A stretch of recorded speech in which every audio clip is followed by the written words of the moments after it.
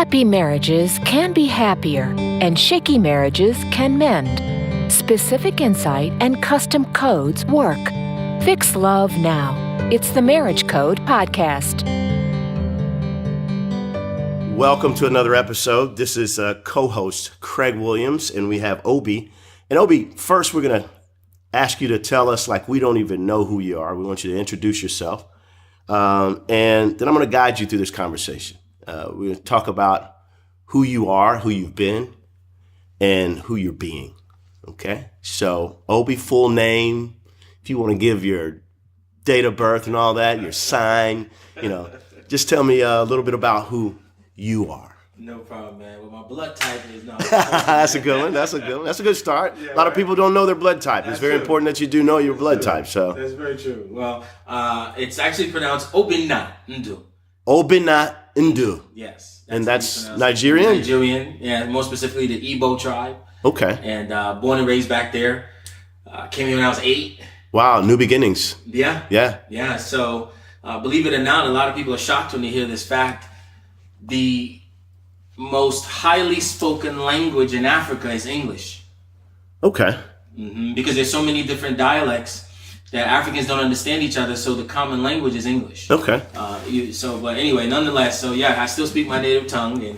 And which one is that one? Igbo. Igbo. Yes, okay, sir. You did say that. Igbo. Yes, sir. So that's interesting. Yeah. Just about your siblings. You have siblings? Yeah, my mom gave birth to 4 children. Unfortunately, we buried 2. And my little brother, who's also still here, he's a medical doctor out in Philadelphia. Okay. Him and his beautiful family. And where do you fall in? I'm the oldest child. And he's the last. Wow. Yeah, First and the last. Yeah. Wow. Yeah. Still here. Yeah. Okay. So all boys. All boys. All boys. Yeah. One little girl, but she passed away, unfortunately. Sorry to hear that. Yeah. So your journey from Africa, the homeland, Yes. to the U.S., and did you all land in New York, or did you start? When we got here, we actually went to New Jersey. Okay. It's where we just moved from to come here. Okay. Now, and when we moved there, I think a lot of people from my culture usually go to New Jersey, Maryland, or DC area. Wow. Yeah, so it was it felt like second home, but still foreign land, because there was still there's a Nigerian community there, a heavy Nigerian community. They have a Nigerian association and all that. So we still had our natural food that we ate at home. So we had that, I'm still home experience, but you walked outside and you're still in a foreign country. Still holding on to culture. You still had the luxury of, or the benefit of culture reminding you of who you are. Exactly. Oh, exactly. Okay. Yeah. And would you say that you, the big transition from Africa to the United States, was that difficult for you? Or, did you just adapt? I would say people are people. And I've always been a people person. I got that from my mom. She's the most charismatic social butterfly I've ever met in my life. She's never met a stranger. Wow. And I picked that up. I'm the oldest boy, so of course I'm close to her. What order did she come? Did she have siblings, or was she the oldest as well? Oh no, my mom, 7 of them, and she's number 3. Number 3. My mom's number 3. So somewhat in the middle. Yeah, somewhat in the middle. Yeah. Okay. Yeah. So anyway, we got here and they started working, and 2, 3 jobs, 4 jobs at a time. Latchkey kid. Latchkey kid, Okay. Oldest boy. Took care of the kids. No babysitter, because at home in Nigeria we lived like kings and queens at home. No kidding, because my grandfather was very well to do, and you can call him like the king of the village, if you will. Gotcha, a wise man. So, yeah. So we had land that grew up. The whole Coming to America movie. Yeah. That was my life. Like, no kidding. I promise Serious. you. I had my own maid. My brother had his own maid. And to go from that and come to America, and my mom and dad split after we got here. Wow. Which then took us straight to the projects. Now, mind you, I had no idea what a project was, no concept of it. They split. Dad went back home. My mom didn't pay any bills. She knew nothing. So it was like she just got to the foreign land 4 or 5 years after she'd been here, because my dad took care of everything. So when he left, she was clueless. So starting anew in the worst predicament. Wow. We were in Hill Manor. I called it Hell Manor. Yeah. Prince Street Projects is the worst project. Newark, New Jersey. Yeah. Just to give kind of, if anybody has any history on that, you can tell that it's a really rough area. So to go from coming to America, seeing every day. Yeah. To roaches and rats that you got to wait in line to use the bathroom behind. I'm not joking. Open up my cereal box and 100 roaches jumped out. Yeah. I mean, you talk about an experience, man. And so I feel like that has broadened my range of reach, if you will, in terms of ability to be with people. And compassion for others. Compassion for human beings. Yeah. Because I can get it. I can throw on a 3-piece suit and go to a boardroom meeting and, hold it down in there and then go put on some shirt and shorts and go flip-flops and sit on the corner with the guys. Yeah. It's given me that duality. Now, how did the split with your parents affect you, would you say, then? Then I buried it. I didn't know that. And then I actually transmutated it. But didn't know that that's what I was doing. So there was some denial there. Oh, there was total denial. I just thought that I was doing what my family needed. Because remember, I said my mom, foreign country, never paid any bills, so she's clueless. Yeah. No male in her life. I'm the male. So I literally became like the father in my household in 2 ways. No decision was made in the house. I'm not joking. I was 11 years old and I was making major weight decisions in the house. Like, you know what, we should buy a car. This is how much we should put for the budget. And then the second thing that it did for me was it introduced me to adulthood really early. This is how I buried that situation. Yeah, taking on responsibility helps you. I mean, you don't have time to deal with your emotions or pain or.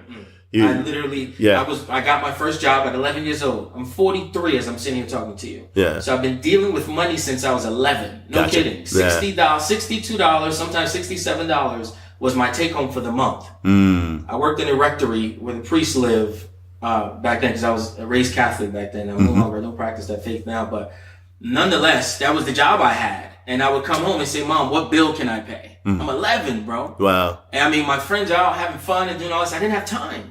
Yeah. So, you know what's crazy though? If I look fast forward, I was 11, I'm 43. Those same peers of mine, my life is light years ahead of this. Yeah. And I'm not saying this in a bragging way, but I used to wonder, why me? Yeah. I used to think things in my quiet time like, God, my friends are enjoying their life and I gotta pay bills. Did you really say they were enjoying their life, or were they just doing what other kids were doing and you felt that you were outside of that? And I mean, did you really believe that they were enjoying their life, or did you just, I mean, what was that? A lot of times it's hindsight. We have hindsight of, oh, they must have been having fun. Or they, I had an older sister and she played piano and she stopped playing because she felt left out, but it was such a great gift in art that she had an investment put into her. Right. And she regretted it later on when she realized that, that peer pressure, or a lot of it is comparison. So in a sense, were you that conscious back then, or would you say it's hindsight? Or once again, going back to if you were in denial, was it a possibility that you saw them have another life, but it wasn't yours? That's exactly what it was. Yeah. I felt like this situation was forced on me, and this is me going back to at 11, like what was my point of view then, right? I felt like this situation is forced on me, even though I'm going to be here and take care of my family. Yeah. I still see what I could be doing when I see my peers out. Yeah. Right? Or we're at school and having lunch. Yeah. Hey, what'd you do for the weekend? And they're telling all these stories. Exactly. And mine is the same story. Well, I cleaned the house and I washed the clothes and I made sure my brothers did their homework. And you understand? Exactly. Because I didn't have that luxury. Yeah. Right. Yeah. So that was the point of view at 11. How would you say you managed that as far as your behavior? Were you one that acted it out, or were you one that just suppressed it even more? And you knew also the responsibility of going to school, the responsibility of, were you aware of the benefits of going to school, get the learning? Did you have a foresight of, hey, I got to do this, just so I have to do this at home. I got to do this. Right. Well, I have this philosophy that every discipline affects every other. Yeah. And so what I realized that, even back then I realized this, that my situation, even though it was forcing my hand, it was also equipping me. Yeah. And that the biggest tool that I got from that phase of my life was discipline.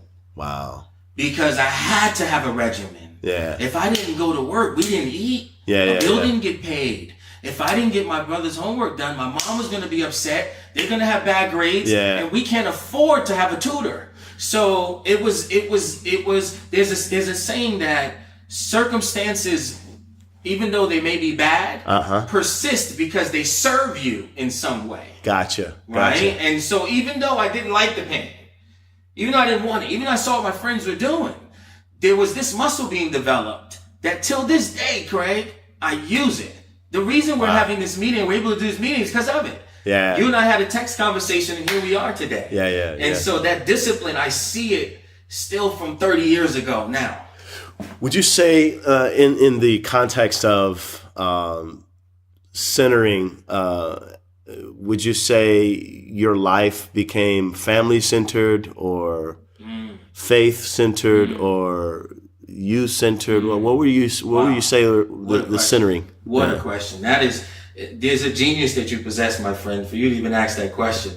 Or maybe you can relate to my experience and you have some insight. I don't know, but I have never been asked that. And the reason that it's even shaking me a little bit is because I have been present to that answer to the question, but I've never shared it. Wow.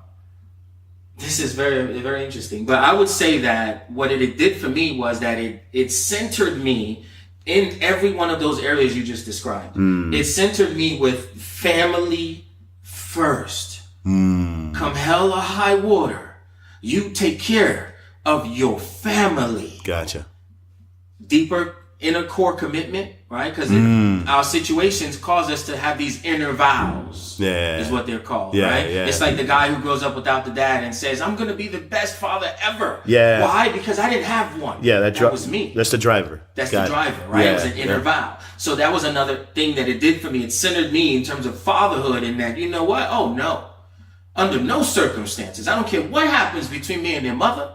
I don't care what happens in my life. I don't care what happens financially. I don't care what job I don't have.